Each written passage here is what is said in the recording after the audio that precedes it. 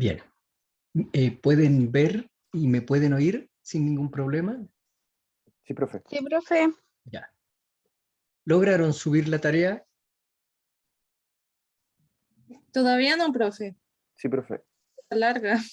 Yo sí. Rápido, por lo menos. ¿Hasta qué hora era el plazo? Hasta hoy a las 9:30 de la mañana. Ya. Y, o sea, está fuera de plazo, no te lo va a aceptar el sistema.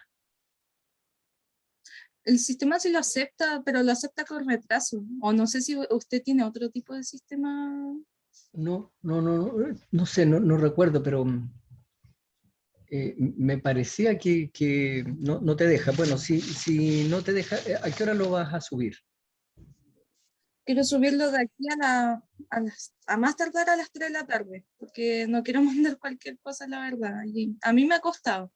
Ya, cuando lo tengas me avisas y yo te amplío, si es que no te deja, me contactas o me llamas y yo te amplío el plazo para que no te veas perjudicado, si no, no te lo va a aceptar quizá el sistema.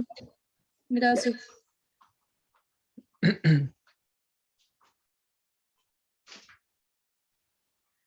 Muy bien, entonces estamos en el capítulo 15, ¿de acuerdo? Análisis de la demanda. Entonces, recuerden que nosotros lo que estamos viendo acá es lo siguiente: tenemos una entrada, podemos o podríamos tener eventualmente inventario, tenemos la primera actividad del proceso, podríamos tener inventario, la segunda, etcétera, y tenemos la salida, que también podría ser con inventario, y nos vamos a la demanda. ¿De acuerdo? Y lo que nosotros estamos estudiando acá es eso. La demanda, o sea, el abanico de posibilidades. Hay que hacer un pronóstico de la demanda. Entonces, lo abordamos de esa manera, pronóstico.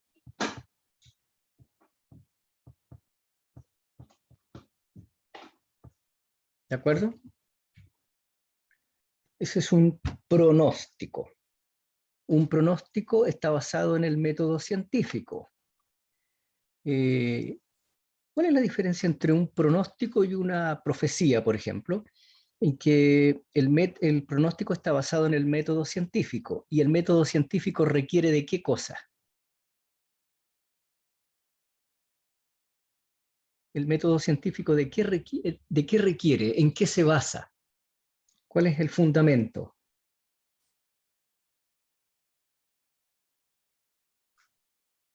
¿Cuál es? En un estudio previo, Pero no necesariamente un estudio, sino es algo previo, pero no necesariamente es un estudio. ¿Qué necesita? ¿El método científico se basa en qué cosa? en la observación. Claro, en la evidencia empírica. ¿De acuerdo? Por eso eso es un pronóstico. No es por ejemplo, una profecía, que eso no tiene ninguna evidencia, y yo podría decir algo que va a ocurrir mañana sin ninguna base científica. Eso significa simplemente que no tengo evidencia empírica. No significa que yo no vaya a acertar, eso no tiene ninguna relación. ¿De acuerdo? Yo no sé si habrá algún estudio, no sé qué acierta más, si los pronósticos científicos u otra cosa, pero yo me estoy refiriendo a la definición.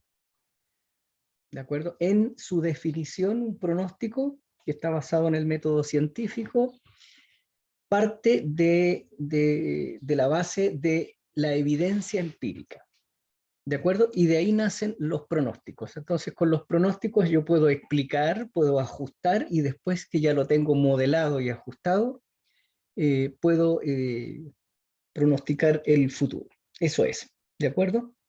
Eso deben tenerlo claro. Si en alguna oportunidad alguien les dice, ¿están empleando o no están empleando el método científico? Es simplemente eso, mirado desde la definición. ¿De acuerdo? No estamos haciendo juicio de valor, si aciertan mucho, aciertan poco, eso es otra cosa. ¿De acuerdo? Bien, entonces tenemos eso. obviamente que uno usa, déjame aceptar aquí al Ángelo, uno usa estos pronósticos después ¿para qué? ¿Los pronósticos los usa para qué?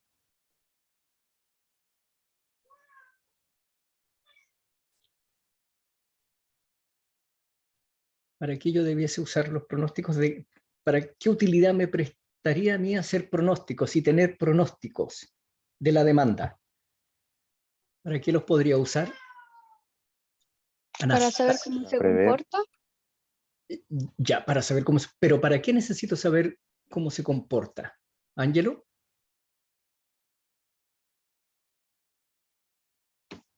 ¿Para qué?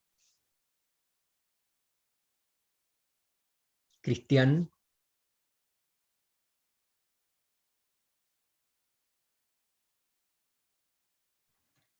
Disculpe, profe, ¿cómo es la pregunta?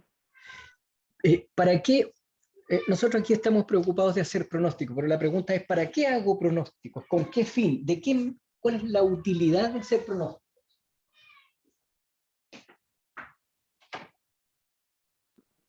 Para presupuestar, hacer presupuesto de los costos. A ver, una de las cosas que yo necesito hacer, no olviden esto lo vimos en la clase anterior, nosotros funcionamos a partir de la planificación. ¿De acuerdo? Yo, por ejemplo, tengo que entregar una planificación al principio del semestre a mi jefatura, a mis autoridades, y les tengo que entregar cuándo van a hacer las pruebas, tengo que tener, digamos, el programa que voy a pasar. Yo al menos debo tener claro que en la primera clase que voy a ver en la segunda, etc. Debemos tener todos claro eso. ¿De acuerdo? Eso es la planificación. Ahora, ocurre un paro y la planificación pierde sentido. ¿De acuerdo? Hay que volver a planificar y ver cómo lo hago después cuando se regresa de eso, porque ya no cuento con los mismos tiempos, etc.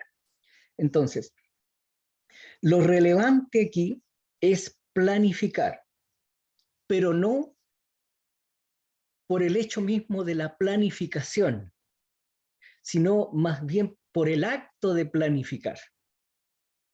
¿De acuerdo? Una de las cosas mejor planificadas, si ustedes leen historia, que yo les recomiendo que lean esas cosas aparte de su carrera, porque les sirve mucho en su formación profesional, mental, personal. Lean historia, lean de todo, pero particularmente si leen la historia de la Segunda Guerra Mundial, uno de los eventos más o mejor planificados fue el desembarco de Normandía. Pero resulta que todos los parámetros que fueron considerados para hacer esa planificación no se dieron. Por lo tanto, resultó no un fracaso, porque al final ganaron los aliados, pero sí resultó muy costoso, muchas muertes. Los paracaidistas tenían que ir y dejarse caer en cierta parte, y el clima se los llevó para otro lado, y cayeron donde no tenían que haber caído. Había que bombardear las instalaciones de ametralladoras que tenían ahí en las playas para que no recibieran un cóctel de balas a los que venían desembarcando, y resulta que bombardearon en otra parte también por temas del clima, etc. Fue todo un caos. La planificación falló. No quizá por fallas humanas, sino porque los parámetros no se dieron como habían sido estimados en esa planificación. Entonces, de ahí uno rescata que no es la planificación en sí lo que te va a prestar más utilidad. De hecho, sirve, pero es el acto de planificar. Entonces, si algún profesor por ahí nos dice, mire, hubo paro y ahora tienen que volver a planificar, no duele ya, porque uno está acostumbrado, ya sabe que eso puede ocurrir, está acostumbrado a realizar el acto de planificar y a replanificar si ustedes quieren. ¿De acuerdo? Eso, ¿qué virtud tiene si uno se preocupa, se focaliza más en el acto de planificar que en la planificación misma? En que te vuelve más flexible, logras ser menos rígido. Entonces ya no te apegas a la letra, a lo que dice lo que te va indicando, sino tú sabes que en cualquier momento los parámetros pueden cambiar y tú vuelves a planificar. Lo que estoy diciendo no es que no tenga sentido planificar o que no tenga sentido la planificación. De hecho, sirve mucho. Lo que estoy diciendo es que el foco debe estar puesto en desarrollar la habilidad de planificar, no poner el foco en la planificación misma. Y eso les va a servir a ustedes como estudiantes, después en su ámbito laboral, porque los parámetros viven cambiando. Entonces, el pronóstico nos debiera servir a nosotros como un insumo básico para planificar.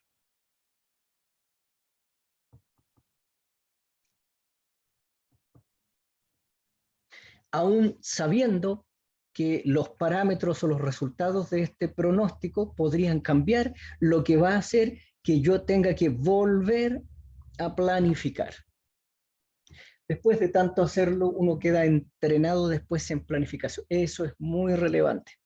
De hecho, les paso el dato, algo que a ustedes les va a servir mucho en su vida profesional y también personal, porque está lleno de profesionales jóvenes y a veces no tan jóvenes que se ven consumidos por las deudas y no saben cómo pagar y enfrentan serios problemas porque después en el trayecto de los años la situación cambia y no es igual que al principio. Entonces, dos cosas que les van a servir mucho a ustedes en el ámbito profesional, ya sea que si se dedican a estas cosas y trabajan en esto o en lo personal, son planificar y controlar.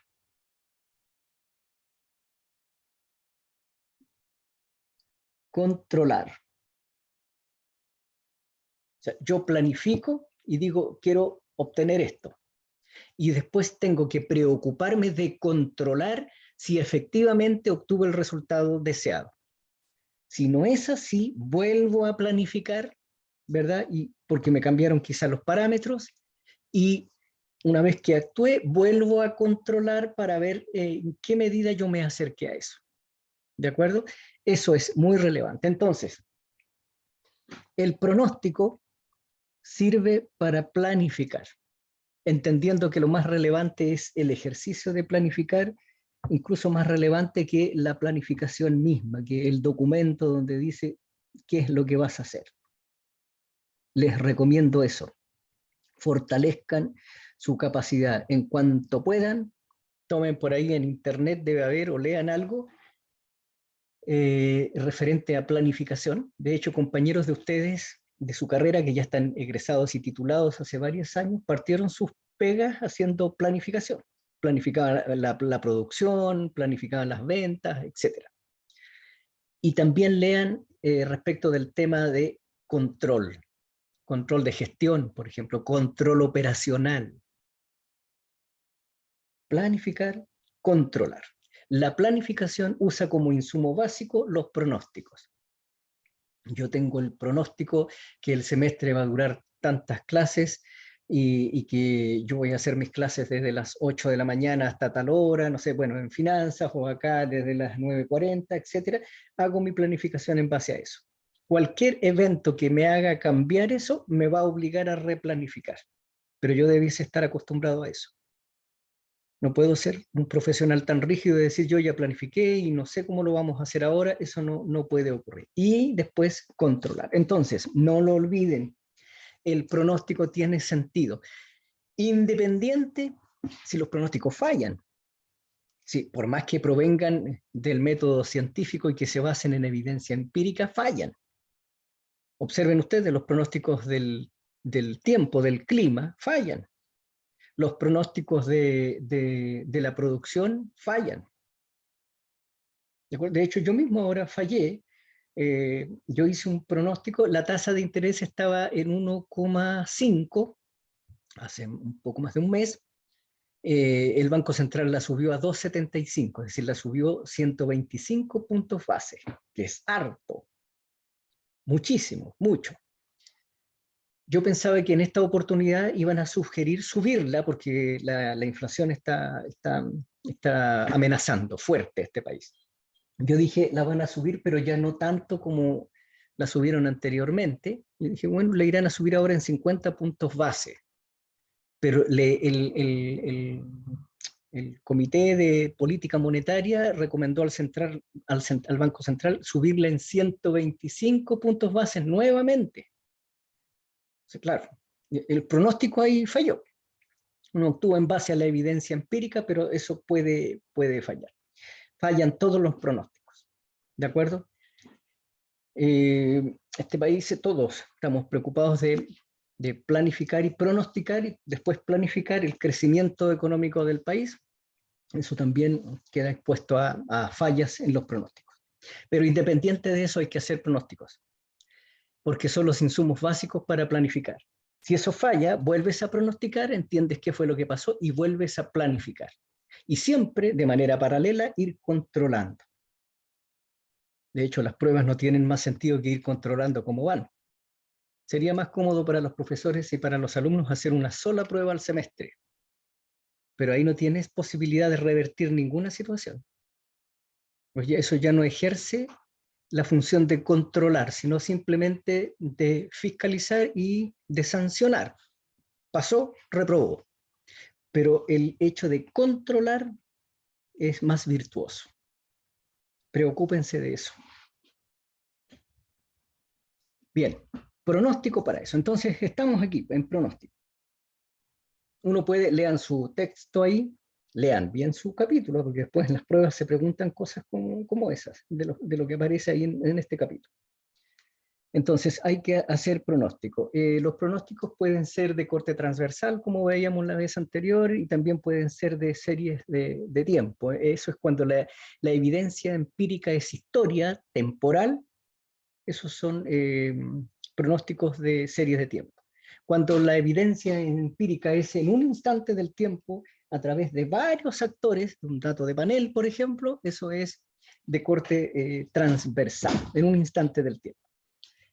Vamos a revisar las series de tiempo, ¿de acuerdo?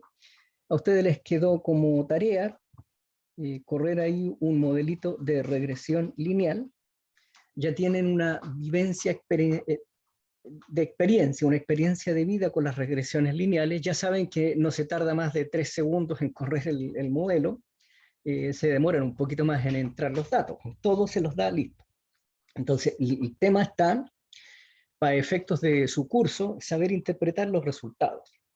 ¿De acuerdo? La vez anterior nosotros vimos una clase ahí de regresión lineal, en qué consiste un poco, método de mínimos cuadrados ordinarios, que es tratar de pasar la recta lo más al medio posible, calculando la distancia entre el valor de pronóstico y el valor real. Y a eso le llamábamos error. O sea, yo pronostiqué 8 y en la realidad se dio 7, hay un error ahí, de 1. ¿De acuerdo? Eso hay que tratar de minimizarlo, esos mínimos cuadrados ordinarios, y ahí entrega los resultados. Como estos son, como son métodos que se basan en evidencia, yo no tengo la evidencia completa, no trabajo con el espacio completo, ¿verdad? Con la población completa, yo trabajo simplemente con muestras. Entonces, yo no sé si la muestra es representativa del espacio completo. Como yo no sé eso, tengo que hacer test de significancia. Y ahí están los test T para ver si esos parámetros estimados alfa y beta eran significativos desde el punto de vista estadístico. Es decir, estoy juzgando si la muestra fue bien tomada o no, si es que no me va a producir cambios después cuando la muestra experimente, digamos, cambios bruscos, quiebres estructurales, etc. ¿De acuerdo? Y bueno, y los parámetros que vimos ahí. El modelo de regresión lineal sirve para hacer estudios de corte transversal y también sirve para hacer estudios de tiempo, o sea, estudios de series de tiempo. Entonces ya tenemos uno. Vamos a revisar ahora estos otros que tenemos acá, que son medias móviles. Vamos a revisar eso ya está. Vamos a revisar medias móviles ponderadas y vamos a revisar suavizamiento exponencial. ¿De Profe, acuerdo? una consulta. ¿Sí? Para el ejercicio que vimos, o perdón, el que nos mandó a hacer ¿La tarea? es ¿Ya? la tarea. Eso. Eh, Vimos los dos tipos de modos de pronóstico, ¿o no? En el No, sentido de vimos serie de tiempo y a la vez transversal. no, no, solo serie de tiempo. Ya. La intención ahí era que se familiaricen con la aplicación de un modelo de regresión lineal. La diferencia va a estar en el tipo de datos que ingresas.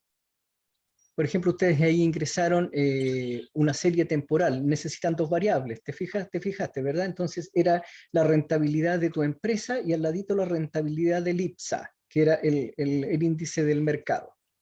Y eso era a lo largo de la historia. Entonces eso era temporal. Pero pudiste haber ingresado, por ejemplo, horas de estudio con las notas obtenidas, para poder explicar las notas a partir de la cantidad de horas que estudian los alumnos. Y ahí podrías haberlo hecho de corte transversal. Entonces tú dices, voy a ingresar la nota que se sacó el Ángelo Lavé con las horas que estudió. Después, la nota que se sacó el Cristian Correa con las horas que estudió para la misma prueba.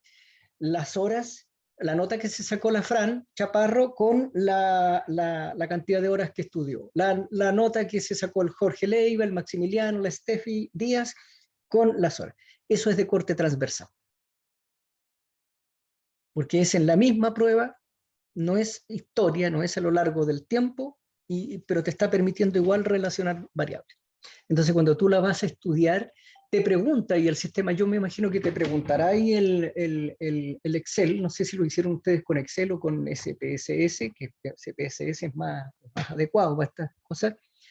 Ahí te pregunta si es serie de tiempo o datos de corte transversal, panel, no sé. Pero esa es la única diferencia. ¿De acuerdo? Ustedes ahí lo aplicaron a una serie de tiempo, pero se lo podrían haber aplicado a una base de datos como la que les estoy mencionando recién, con las notas y las horas de estudio. Y presta utilidad igual.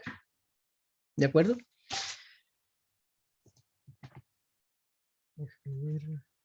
Ya. Eso. Bueno, vamos a entrar entonces a revisar eso, pero antes de eso quiero hablarles de una cosita. Están en el libro, pero yo quiero mencionarlas, porque para que después cuando ustedes estudien, digamos, no pongan énfasis en esas cosas. O sea, tienen que leer el capítulo completo, pero hay cosas en las cuales deben poner mucho énfasis. Veamos, lo que nosotros estamos tratando de pronosticar es la demanda.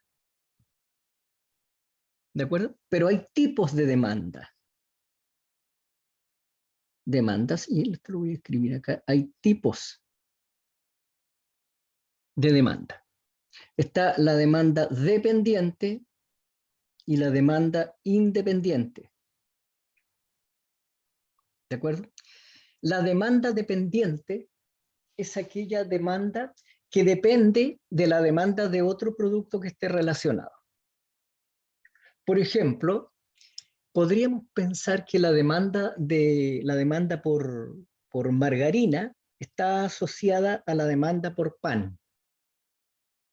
Porque en general el uso de la margarina es para untarla con el pan. También podría ser para cocinar otras cosas, pero en general no es así. Entonces ahí habría una especie de demanda dependiente. Por lo tanto, para pronosticar o analizar la demanda de la margarina, te induce a analizar la demanda por pan. También tenemos demanda independiente, donde tu producto, la demanda de tu producto, el que deseas analizar, no tiene relación alguna con la demanda de otro bien, de otro producto, de otro servicio. Entonces ahí sería independiente. ¿De acuerdo? Bien. Ante la demanda, uno debe emplear estrategias para enfrentarla.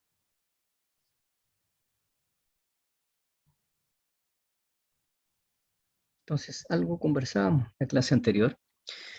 Una estrategia es influir en la demanda. Influir en la demanda. ¿De qué manera puedo influir? ¿A qué recurro cuando deseo influir en la demanda? Marketing. Sí, marketing, específicamente en la publicidad. ¿De acuerdo? Entonces pretenden influir. Eso viene más por el lado emocional, emotivo, no va tanto a la parte racional, dependiendo. Ustedes pueden hacer ahí un análisis, por ejemplo, de lo que está ocurriendo ahora con las elecciones, y te vas a dar cuenta que mucho de lo que hay, de lo que se está ofreciendo, no tiene relación con lo racional. Con lo racional es difícil no estar de acuerdo, sino tiene más relación con lo emocional. Ahí es donde tienes que tratar de convencer, porque ahí tienes mayores posibilidades. En el tema racional es muy difícil que entres en conflicto, porque si yo te pregunto, a ver, Fran Chaparro, are you there, Fran? ¿Estás por ahí? Francisca.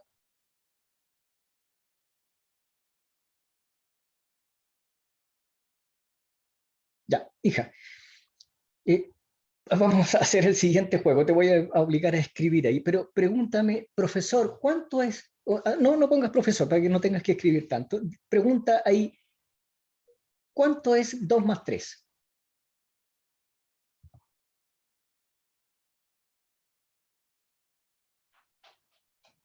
Escribe la pregunta ahí. Si no, no tienes micro. Ya, ¿cuánto es 2 más 3? Yo voy a dar la respuesta, ¿de acuerdo? Y ustedes después el resto del curso va a juzgar.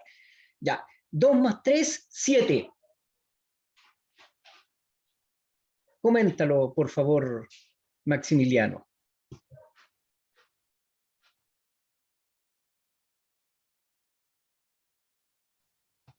¿2 más 3, 7? Comenta mi respuesta, Maximiliano, por favor. La Fran preguntó cuánto es 2 más 3 y yo dije 7. ¿Lo puedes comentar? Comenta mi respuesta. Respuesta equivocada. ¿Qué opinas, qué piensas, Stephanie Díaz? Maximiliano dice que mi respuesta está equivocada. Si gusta, puedes usar un poquito de sarcasmo. No, Está loco, equivocada. profe, ¿no? Está loco, ¿cómo se le ocurre? Imposible. Imposible, claro. El profe desayunó, profe, algo le pasa. Está. Bueno, eso yo en algún momento voy a decir, ups, me equivoqué. Me voy a sonrojar, ¿de acuerdo? Y voy a decir, me equivoqué. Lamentablemente me equivoqué. ¿Por qué? Porque ahí estamos en el ámbito de lo racional. En el ámbito de lo racional es más fácil ponerse de acuerdo, porque me lleva a error o me lleva a una verdad. No hay más alternativas. En el ámbito racional es como las matemáticas. La matemática es bivalente, solo acepta 2 estados de verdad, verdadero o falso. Si es falso, bueno, el que se equivocó se sonroja y tiene que aceptarlo, porque no hay más, como el ejercicio que acabamos de hacer. Pero si yo les pregunto a ustedes, por ejemplo, les pregunto, estimadas alumnas, alumnos, el Colo-Colo es mejor que la Universidad de Chile. ¿Qué ocurre en ese caso? Ahí podemos entrar en una discusión de nunca acabar, porque ahí no estamos en el plano racional. No hay un modelo matemático o algo racional que me diga fehacientemente que el Colo-Colo es mejor o que la Universidad de Chile es mejor como equipo de fútbol. Nada. El Colo-Colo ganó la Copa Libertadores, pero la buena Universidad de Chile ganó otros campeonatos. La Universidad de Chile de tal año jugaba bien, pero el Colo-Colo de este otro año jugaba espectacular también. No hay nada. Entonces entramos en el ámbito de lo emocional y ahí sí es difícil ponerse de acuerdo. Por eso es que observen ustedes las estrategias usadas para tratar de capturar candidatos, apuntan a lo emocional. Y uno de los candidatos, cuando ve que tiene más posibilidades en cierto aspecto, se trata de llevar al otro a lo racional. Si el otro cae en la trampa, entra, ahí lo liquida. ¿Te fijas? Como si yo te dijera, mira, 2 más 3 es 7, porque no sé, porque yo le tengo cariño a los números, y de repente tú me llevas a lo racional y dices, ya, pero vamos a la teoría matemática. Una vez que entré ahí, me liquidaste, porque ahí emocionalmente no tengo cómo arrancar. Estoy en el ámbito de lo racional, de lo cognitivo. ¿De acuerdo? Bueno, a eso se recurre un poco cuando uno quiere influir en la demanda. No siempre es racional. Está lleno de casos, quizás ustedes lo han vivido, muchos lo hemos vivido, en que te compras cosas que no utilizas nunca y las amontonas en la casa. Racionalmente fue un error. Es que te conquistaron por lo emocional. ¿Se dan cuenta? Y caemos todos, ingenieros, matemáticos, físicos, que se supone que son personas más racionales para tomar sus decisiones, caen en la trampa. Bueno, la publicidad hace ese tipo de cosas. ¿De acuerdo? La publicidad. Entonces hay que poner mucha atención cuando aparezcan estos spots publicitarios de productos nuevos. Ustedes pueden ya comenzar a analizar y saber qué parte de esto apunta a mi emocionalidad y qué parte a mi racionalidad. Y en base a un equilibrio yo voy a tomar la decisión. ¿De acuerdo? La elección presidencial actual, la que estamos viviendo, está plasmada de mensajes que apuntan a lo emocional. Por eso es que es difícil, por eso es que va a estar muy peleado. Es difícil hacer un pronóstico ahí. ¿De acuerdo? Porque si tú lo miras desde lo racional, ahí es distinto, porque ahí, o sea, 2 más 3 es 5, profe, está loco, ¿usted cuándo va a ser 7? Y yo no tengo nada que hacer. Pero si yo te saco de ahí, te llevo a lo emocional, ¿de acuerdo? Te puedo complicar la vida, porque te hago entrar en una discusión que no va a terminar nunca. ¿De acuerdo? Bueno, eso es. Entonces, se puede influir en la demanda, desde lo emocional, desde lo racional, etc. Profe, disculpe. Sí. Creo que habló Max también. Dale. Esta estrategia entonces va a depender del tipo de demanda, ¿cierto? Depende del tipo de demanda, depende del tipo de personas que están en la demanda, de los potenciales consumidores, y depende también de las circunstancias. Y ahora, profe, para unir esta demanda con las series de tiempo, ¿esto tiene relación? Bueno, sí, efectivamente, porque tú tienes que hacer un pronóstico. Bueno, ahora tú debieses concluir lo siguiente. Bueno, si yo veo que esta influencia en la demanda es más de tipo emocional, te va a costar un poco más hacer pronósticos. Cuando es de tipo racional, te va a costar menos. Entonces, tú después podrías analizar, a ver, la cantidad de veces que el profe dice que 5 más 3 es 7 o que 5, ¿cuántas aciertos? Tú después podrías hacer un pronóstico y decir si va a acertar o no va a acertar, porque el profe tampoco es tonto, se da cuenta de que cometió un error, entonces lo más probable es que a la próxima acierte, porque va a poner más precaución. Pero si esta cuestión se transforma en una discusión más emocional, te va a costar más encontrar un patrón de conducta y modelarlo matemáticamente. Quizás se pueda, pero es más complicado. Es bastante más complicado. Modela una emoción básica, como el amor, por ejemplo. Modélala matemáticamente. Y después pronostica cuál va a ser el comportamiento de una persona en tales circunstancias. No, es difícil. Pero modela eso mismo ahora y modela el patrón de compras basado en los ingresos. Eso es más fácil. Porque si se pronostica que va a haber desempleo y van a bajar los ingresos, tu pronóstico te va a decir tranquilamente que va a bajar también el consumo. Eso es más racional. ¿De acuerdo? Entonces, es una cuestión... ahí hay que ver qué es lo que pesa más también a la hora de modelar. Max. Sí, era más relacionado con el capítulo que estamos viendo.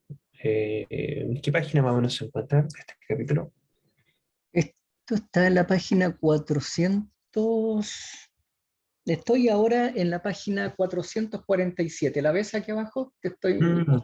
¿La ves ahí? Sí, Sí. por ahí está en 466, comienza el capítulo, aproximadamente, el 15.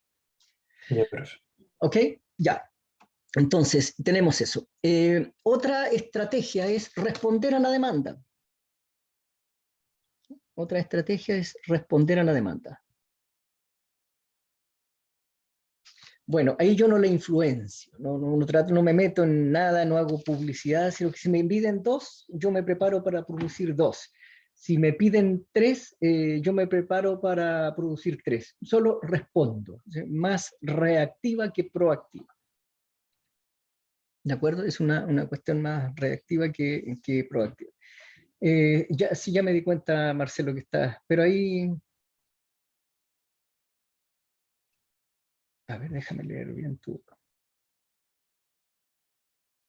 Sí, en la PEP 2 entra econometría, todos los modelos que estamos viendo, entra el capítulo 15 completo, en la PEP 2.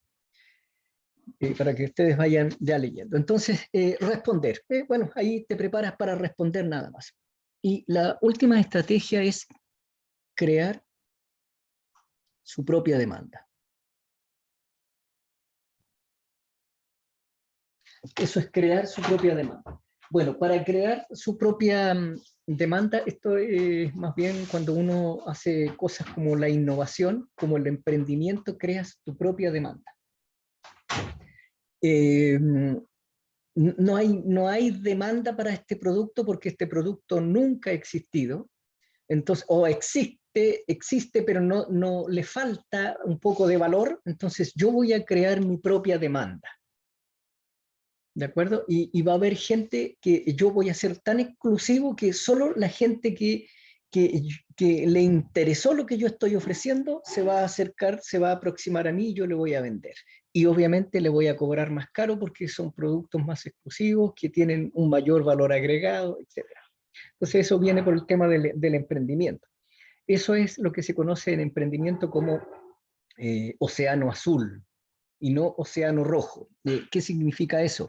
Significa lo siguiente: si yo veo que están vendiendo pan y que el pan cuesta, no sé, ya está caro el pan, ¿no? ¿Cuánto? Será unos 1.500 pesos el kilo, entonces yo voy a producir pan de las mismas características y voy a ir a venderlo a 1.500 pesos el kilo y vamos a ver si me compran a mí o le compran al vecino. Eso se llama entrar en un océano rojo. Es una lucha descarnada por capturar la demanda. Y tú le bajas un poquito el precio para que se vengan hacia acá y se vienen, pero el vecino también lo va a volver a bajar, va a quedar más abajo y lo más probable es que quizás si tus costos no son tan bajos no vas a poder seguir bajando más y vas a perder. Entonces es una guerra, eso es un océano rojo. Un océano azul consiste en lo siguiente: yo voy a vender pan, pero va a ser un pan distinto a lo que vende el vecino. Y que el vecino no va a ser capaz de producir, al menos durante los primeros 2 o 3 años, porque me va a tener que copiar y se va a tardar unos 2 o 3 años. En el intertanto, yo lo vendo, cobro más caro y genero una demanda exclusiva para mí. Entonces van a venir hacia mí solo los que están interesados en este tipo de pan y van a pagar el valor agregado. Cuando ya lo copien, dejo ya de estar en un océano azul porque van a empezar a entrar varios a ofrecer lo mismo, van a cobrar un poco más de precio y bueno, y lo que hacen ahí los emprendedores dicen, bueno, ahora vendo esta empresa y me voy y genero otra empresa novedosa, genero mi propia demanda, estoy en un océano azul hasta que me copien y otra vez océano rojo. ¿De acuerdo? Eso es, a través de la innovación y el emprendimiento, a través del valor agregado. Bien. Y ahora ya vamos a entrar en esto. Estoy haciendo una especie de resumen de lo que está en su texto. Ustedes lo tienen que leer después con mucho detalle. Después tenemos tipos de pronósticos.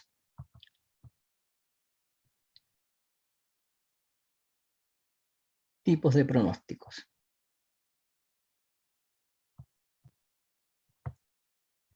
¿De acuerdo? Y aquí tenemos quali,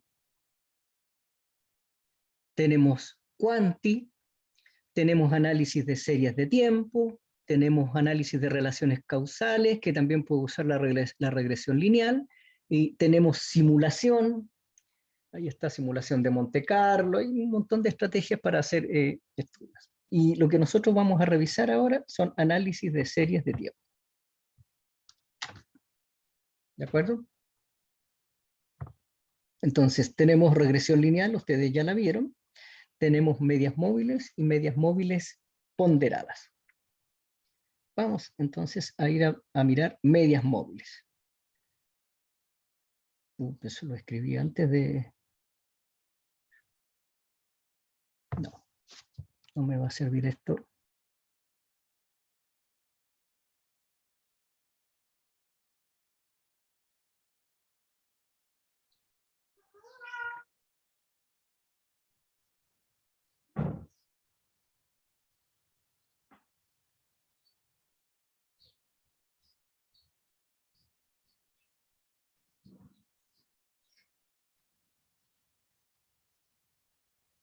Ok, medias móviles. Entonces voy a escribir acá, medias móviles.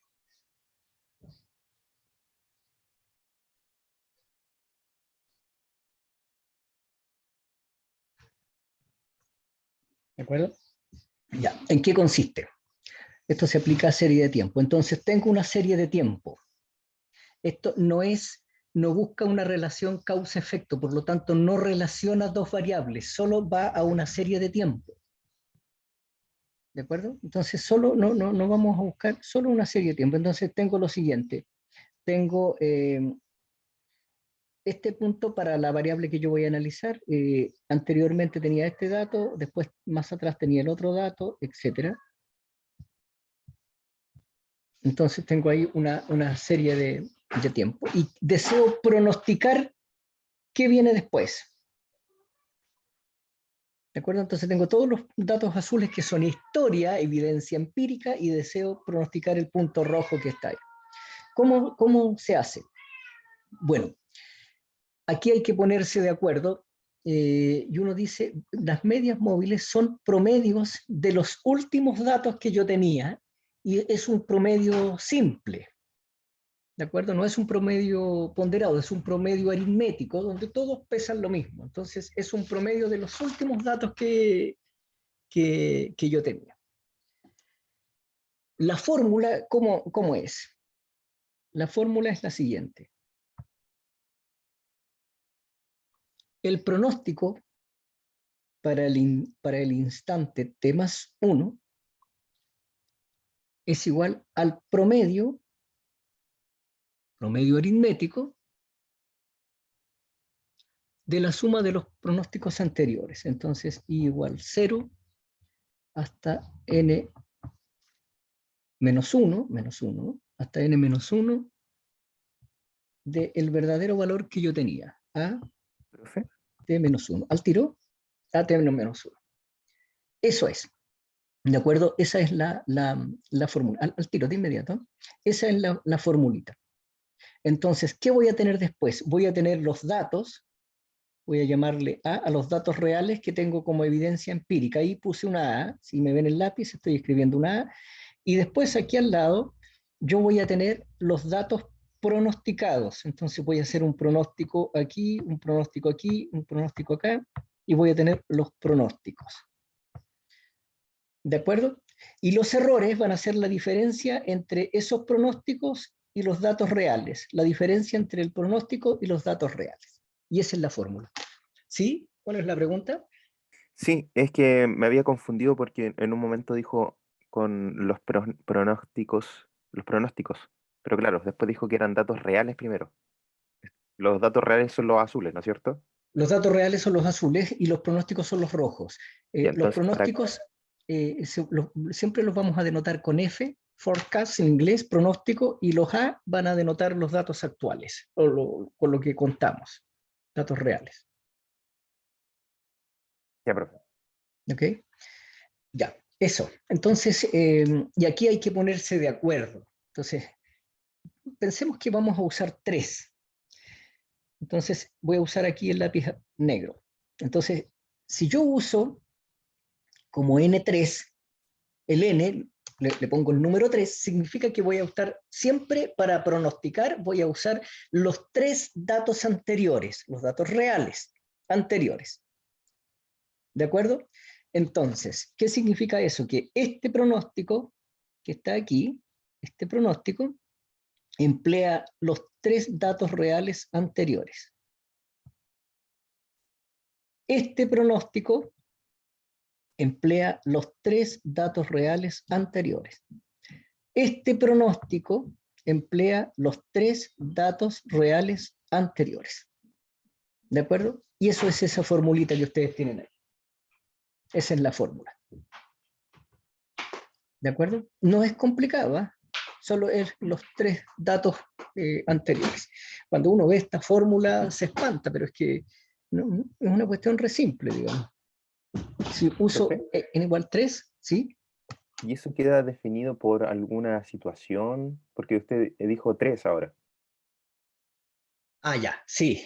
Eso ya depende de la experiencia del que va a ajustar el modelo, el que va a hacer el pronóstico.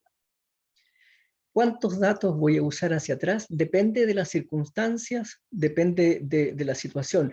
Hay ocasiones cuando no existe mucha variabilidad en los datos obtenidos, en donde uno podría pensar que con pocos datos tú ya puedes pronosticar lo que viene, porque el tema no varía tanto. Pero hay otras en donde los datos experimentan mucha variabilidad, entonces ahí vas a necesitar una cantidad mayor de tiempo hacia atrás para tener una buena estimación en medias móviles. Y ahí sí entra mucho a juzgar la experticia, la habilidad del evaluador. No solo la habilidad matemática, sino la habilidad de conocer el sector donde está haciendo su pronóstico. Por ejemplo, si yo voy a hacer un pronóstico para el consumo del pan, lo más probable es que no sea tan asertivo porque no tengo experiencia en esa industria. ¿Te fijas? Pero si me pidieran haga un pronóstico para el sector minero, para cierta variable, ahí lo más probable es que sea bastante más asertivo porque tengo más experiencia en esa industria, puedo aproximarme mejor y voy a hacer voy a elegir mejor cuál es el N. O lo mismo pasa cuando uno va a analizar series de tiempo de rentabilidades accionarias también. Depende un poco de la experticia. ¿De acuerdo? Ya. Todavía tenemos tiempo, sí. Veamos Profe, ahora, ¿sí? eh, entonces este tipo de pronóstico emplea los 3 últimos datos reales anteriores o los 3 datos reales anteriores. No necesariamente son los últimos. No, los últimos. Los últimos, ok. Los últimos. Por eso es que aquí está relacionada. Observa que ahí está la T y es la misma T que aparece acá. Ujú. Entonces son los últimos. ¿De acuerdo? Cuando el I vale 0, que es el primero, esto te va a quedar como T. A, T. ¿Te fijas? Y ahí estás pronosticando el T más 1, es decir, es el anterior. Son los 3 inmediatamente anteriores. El contador te lo indica, ese contador que está ahí, el que estoy marcando ahí con la flechita, ese te va indicando. Ya. Ya, eso es medias móviles. También podemos estimar, déjame correr un poquito la pizarra. No, la pizarra, digo yo, y estoy escribiendo sobre el... Pero es práctico escribir sobre el mismo... vamos ahora, lo voy a hacer con lápiz negro. Eh, medias móviles ponderadas. Entonces, el de azul, medias móviles simples, y ahora medias móviles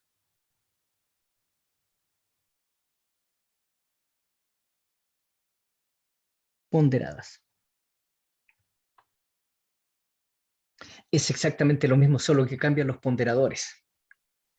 En medias móviles aritméticas, el ponderador es siempre el mismo, es 1 partido por n. Es como que si yo a todas las pruebas le diera la misma ponderación. Entonces es 1 partido por n. ¿No?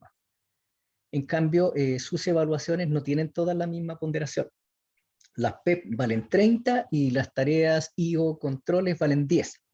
Entonces ahí yo tengo que calcular al final un promedio ponderado, porque no valen todas lo mismo. Esa es la diferencia, una cuestión más bien de nombre. ¿De acuerdo? La fórmula es la siguiente. F T más 1 es igual a I igual 0, n menos 1. El libro dice solo n, hasta n, pero es un error. Ahí hay un error en el libro, es hasta n menos 1. ¿De qué cosa? De alfa i por a t menos i, donde la sumatoria de los alfa, desde igual 0 hasta n, de los alfa i, debe ser, ¿cuánto? ¿Cuánto debe ser la suma de los ponderadores? 1. 1. O 100 si estuviesen expresado en tanto por ciento. Es lo mismo que los ponderadores de sus pruebas. Deben sumar 100 o deben sumar 1, porque debe ser la totalidad de las evaluaciones. ¿De acuerdo? Y eso es medias móviles ponderadas. ¿Cuál es la diferencia? Nuevamente, hay que elegir un n. Uno podría pensar 3, por ejemplo, y dice, ya voy a tomar los 3 para pronosticar aquí. Yo me voy a ubicar acá y digo, voy a hacer este pronóstico empleando los 3 anteriores. Solo que ahora tengo que decir qué ponderación le doy al que está más inmediato, al que se aleja un poquito y al último. Después, lo mismo, qué ponderación le doy al que está más inmediato, al que se aleja un poquito y al último, etcétera.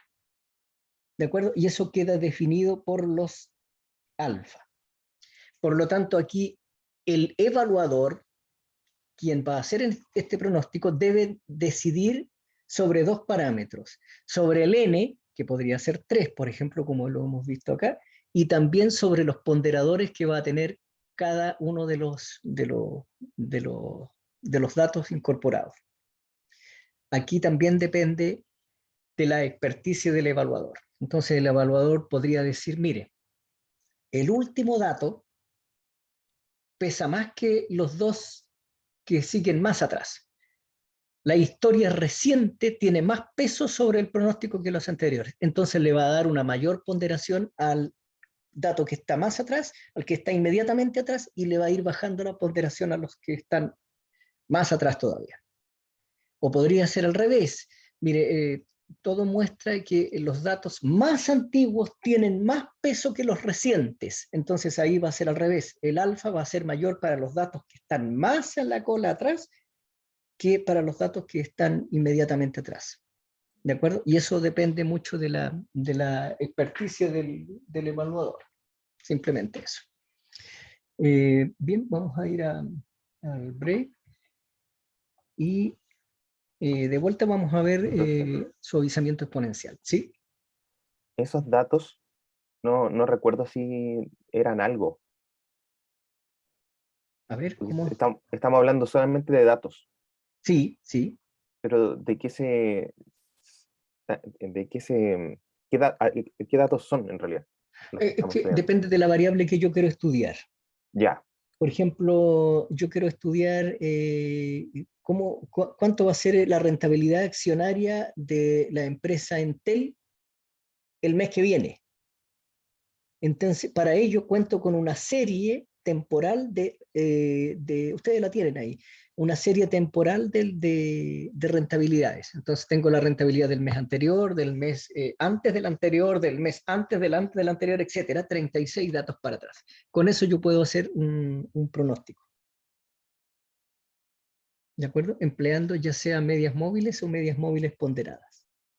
Entonces depende de la variable que se quiera, importancia Claro, para el evaluador. claro. Estas son las técnicas, pero ¿qué variable es la que quieres estudiar? Eso es propiamente del negocio. Eso no es matemática. Por ejemplo, alguien podría decir, un profesor de inglés, que no le gusta la matemática, estudió lo básico para su colegio y no le interesa la matemática, pero él sabe que quiere estudiar cómo se comportan las notas y predecir las notas de los estudiantes en el examen de grado de inglés, por ejemplo, de los estudiantes de pedagogía en inglés. Él no es capaz de hacerlo, pero sí tiene noción que esa es la variable que quiere estudiar y se la puede pasar a un matemático. Y después va a tener que interactuar ese matemático que le va a hacer el estudio con el profesor de inglés, porque van a tener que ajustar cuál es son los ponderadores que sirven. Y ahí nuevamente pesa la opinión del profesor de inglés, porque él conoce el negocio. No sabe de matemática, pero sí conoce el negocio. ¿De acuerdo? ¿Y cuántos n voy a emplear hacia atrás también? Eso, depende de la variable. Después vamos a hacer algunos calculitos con esto. Profe, y lo último para ir al recreo. ¿Cuántas PEP van a ser? 3. 3. 30% y 10% la Así acumulación es. de... Ya, gracias, profe. Así es. Ya. Ok, nos vemos después, o nos oímos después del break.